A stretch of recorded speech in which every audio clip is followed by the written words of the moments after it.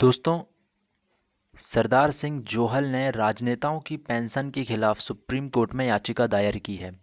जो हमारे कर्मचारी हैं, जैसे एसएससी जीडी के हुए, यहाँ पर लिखा हुआ है कर्मचारी को 60 साल बाद भी पेंशन नहीं और इनको 5 साल में पेंशन, ऐसा क्यों है। देखिए यहाँ पर इसमें जो इन्फॉर्मेशन है हम इसे रीड करते हैं। भारत के प्रिय सम्मानित नागरिकों, आपसे अनुरोध है कि इस संदेश को पढ़ें और यदि आप सहमत हैं तो कृपया सभी लोगों को अपने संपर्क में भेजें और बदले में उन्हें भी आगे भेजने के लिए कहें। 3 दिन के अंदर ये ज़रूरी सूचना हर भारतीय तक पहुंचनी चाहिए। दोस्तों, इसको लेकर आपके जो भी विचार हैं हमें कमेंट करके ज़रूर बताइएगा।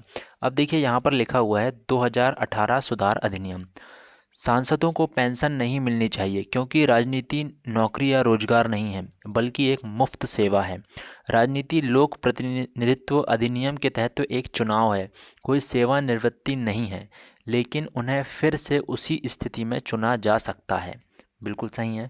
वर्तमान में उन्हें 5 साल की सेवा के बाद पेंशन मिलती है।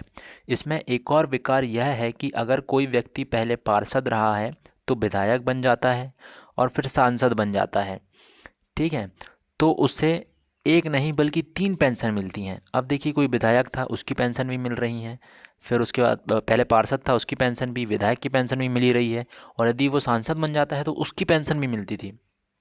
यह देश के नागरिकों के साथ एक बड़ा विश्वासघात है, जिन्हें इसे रोकने के लिए तुरंत प्रयास करना होगा। केंद्रीय वेतन आयोग के साथ सांसदों के वेतन भत्ते को संशोधित किया जा रहा है। इसे आयकर के तहत लाया जाना चाहिए। वर्तमान में संसद अपने स्वयं के लिए मतदान करके मनमाने ढंग से वेतन और भत्ते बढ़ाते हैं। ये भी है, उस समय सभी दल एकजुट होते हैं। सांसदों की स्वास्थ्य देखभाल प्रणाली को छोड़ दिया जाना चाहिए और भारत के सभी नेताओं के स्वास्थ्य की देखभाल किसी अन्य नागरिक की तरह ही होनी चाहिए। बिल्कुल सही। वर्तमान में उनका इलाज अक्सर विदेश में किया जाता है। उन्हें बिजली, पानी और फ़ोन बिल जैसी सभी रियायतें समाप्त होनी चाहिए।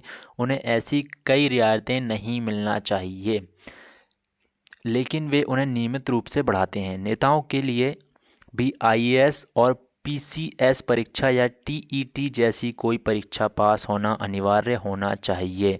ये बिल्कुल 100% सही बात है, इसको तो मैं एग्री करता हूँ, ठीक है, क्योंकि उनका कुछ ना कुछ तो क्वालिफ़िकेशन होना ही चाहिए। दोस्तों, ऐसे कोई भी रोड साइड नेता बन जाते हैं और फिर पढ़े लिखों पर राज करते हैं, ठीक है, जो हर चीज़ को समझते हैं उन पर राज करते हैं, ऐसा बिल्कुल भी नहीं होना चाहिए।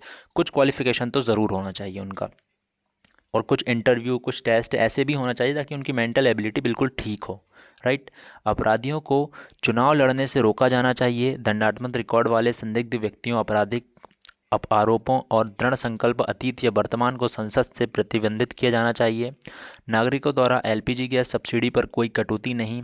जब तक कि सांसदों और विधायकों को सब्सिडी उपलब्ध नहीं होती है और संसद कैंटीन में सब्सिडी वाले भोजन सहित अन्य सब्सिडी वापस नहीं ली जाती। मुफ्त रेल और हवाई जहाज़ की यात्रा बंद होनी चाहिए।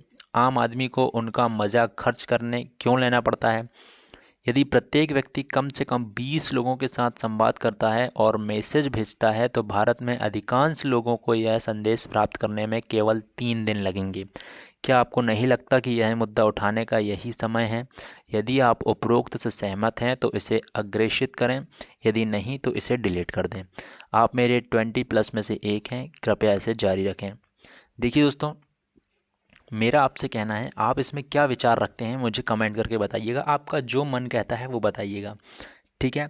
देखिए, ये तो है कि जो राजनेता हैं उन्होंने समय से ही 1947 से ही अपने लिए सुविधाएं बना के रख ली हैं, ठीक है। जो हमारा देश आज़ाद हुआ था उससे पहले अंग्रेज़ों ने रखी थी, ठीक है, उसके बाद इन लोगों ने रखी। तो ये लोग अपनी सुविधा रख चुके हैं, लेकिन जनता के लिए वो चीज़ नहीं है, ठीक है। आप लोग जानते हैं, इसमें बिल्कुल एक्यूरेट बात कही हुई है, ठीक है।